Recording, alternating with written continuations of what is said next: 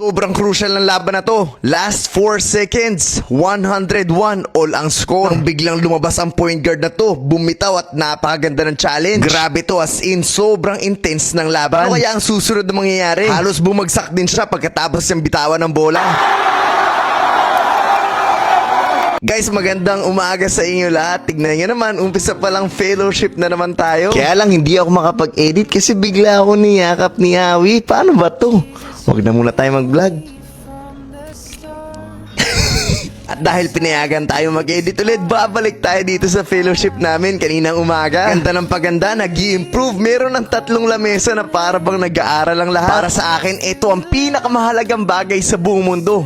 Ang manatili sa salita ng Panginoon. Papa, halika dito. Hindi pa sila nakakabili ng Pino jersey? Hindi ba sa nakabili ng Pino jersey? Oo. Hindi ba? Guys, click nyo na yung link sa comment section natin para makabili kayo ng Pino jersey at lahat ng kinikita nito ay ginagamit natin for the missions. Kaya panintay guys, get your Toy Story collection now! Hindi nyo mawawakan ng maayos.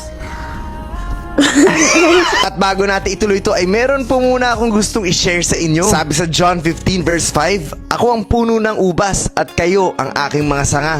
Ang taong nananatili sa akin at ako rin sa kanya ay mamumunga ng marami sapagkat wala kayong magagawa kung hiwalay kayo sa akin. Without me, you can do nothing. Yan ang sinabi ni Jesus Christ. Coach Mav, anong you can do nothing? Natapos ako sa pag-aaral, nakapagtrabaho ako, nakabili ako ng ganito, nakapag-ipon ako. Hindi naman kasi yan ang tinutukoy ng Panginoon. Nung sinabi niya to, He was talking about the kingdom of heaven. Kaya kahit anong marating mo, kahit anong mabili mo, kahit ikaw pa yung maging pinakamayaman sa buong mundo, kung hiwalay ka sa Panginoon, ay biyaheng impyerno ka pa rin. At yan ang totoo. Pwede kang masaktan sa sinasabi ko, pero itong sinasabi ko ay yung mga nakasulat sa salita ng Panginoon. At kahit sabihin ko to ng malambing, malumanay, at merong pagmamahal, ay meron talaga mga masasaktan. Because reality is, lahat tayo, kapag hiwalay sa Panginoon, ay biyaheng impyerno. At sana po ay malinaw at naintindihan niyo po talaga ang mensahe ng video na to. Praising His eternal name out of Jesus.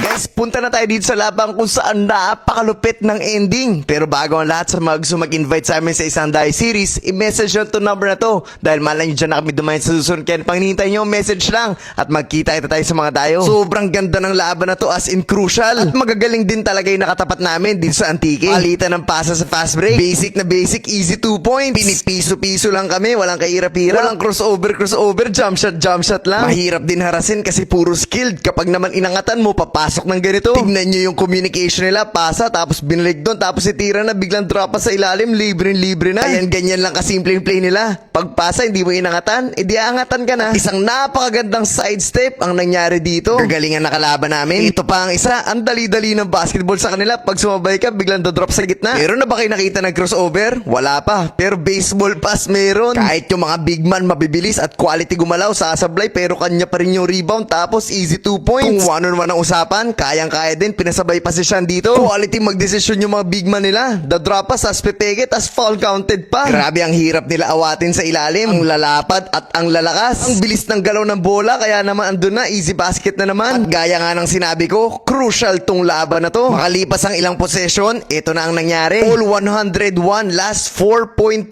seconds. Inaasahan na namin ang outside shooting nila, kaya naman sa inbound play na to, na challenge ng maayos, umangat at parang hindi na papasok, kaso lang.